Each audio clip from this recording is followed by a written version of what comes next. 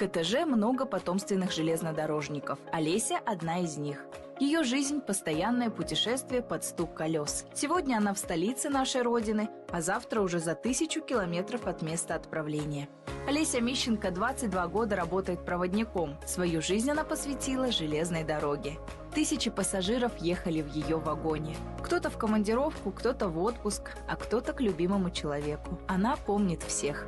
До пандемии у нас был детский поезд. Дети приезжали со всего Казахстана, и мы туристическим поездом ездили неделю по всему Казахстану, путешествовали мы с ними и играли игры, потому что все время в поезде. Тут пионер-вожатые были, мы были и мамы, и папы, и няньки, и вот участвовали, даже конкурсы мы с ними вместе делали. Ее мама работала проводником, а вот бабушка была путейцем.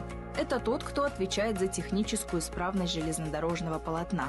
Совсем не женская профессия. Лидия Ивановна, бабушка Олеси, рассказывала внучке о своей нелегкой, но интересной работе.